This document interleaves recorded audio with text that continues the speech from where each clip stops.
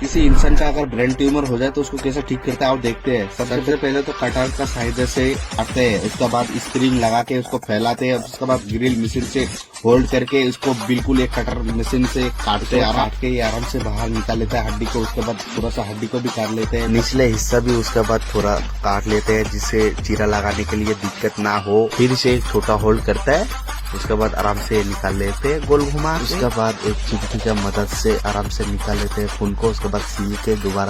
Michael Jackson बचपन में ऐसे थे, फिर बड़े होके ऐसे कैसे आइए जानते हैं। पहले माइकल जैक्सन टकले थे, उसके बाद इसका घुंघराली बाल हुआ, फिर उसके बाद कुछ शूटिंग का दौरान इसका सिर में आग लगने की वजह से इसके बाल सब कुछ चला गया। ये नकली बाल पहन रहा था, ये स्टेज पे डांस करते वक्त गिरते वक्त एक नाक टूट गया था। अब गिरते फटते ही है क्या इसका? उसके बाद इसने 2 बार प्लास्टिक सर्जरी करवाई अपना नाक का, क्योंकि ये नाक भी।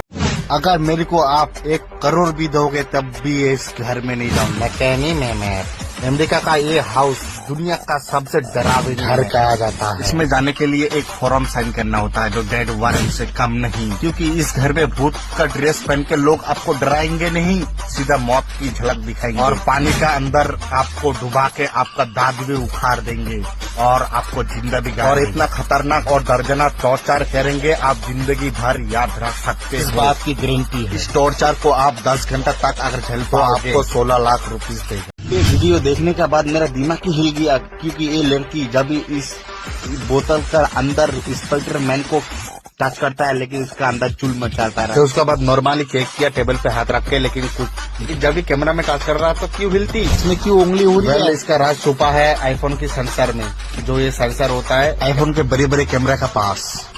बेसिकली लेजर लाइट फेंकता है, लेकिन ये फेंकने के बाद पता चलता है कैमरा को जो कितना दूरी पे इंसान खड़ा रहता है उसका लोकेशन। जब भी स्क्रीन पे टच करता है फोकस करने के लिए तभी ये लाइटर फेंकता है, लेकिन हम लोगों को तो नहीं दिखता, लेकिन ये छोटा सा पिचके सा कीड़े को दिखता होगा, इसलिए तो ये इससे भाग रहा था या इससे परेशान हो रहा है। जापान के घर बनाने का टेक्निक को देख के मेरा अपना को सुकून मिल रहा है। इस टेक्निक को साशी मोरो कहते हैं, जो लकड़ी को जानने के लिए फेविक्विक और कील का इस्तेमाल बिल्कुल नहीं करता है, बल्कि लकड़ी में ग्रूव्स खांचे बनाया जाता है और एक दूसरे में ठूस दिया जाता है।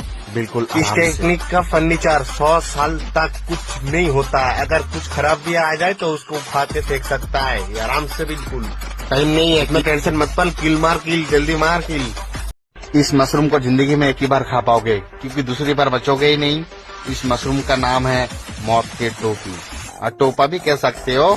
खाने के बाद ये टोपा दूसरे मशरूम का जैसा ही लगता है, लेकिन बस हजम होने का बाद उसके बाद मरना पड़ता है। सबसे अच्छा बात है, इसको खाने के बाद आपको 6 घंटा तक कुछ होगा ही नहीं। उसके बाद घबराहट से फील होगी, फिर 12 घंटा बाद पेट में इतना दर्द होगा, इतना दर्द अब जिंदगी में कभी उठाया नहीं। फिर मुंह के रास्ते से उल्टी और पीछे के रास्ते से खून की उल्टी, ब्लडी, क्योंकि इसका एमिटैक्सिन जहर आपका लिवर का गेम बजा। फिर कोमा में, उसके बाद सीधा कब्रिस्तान में।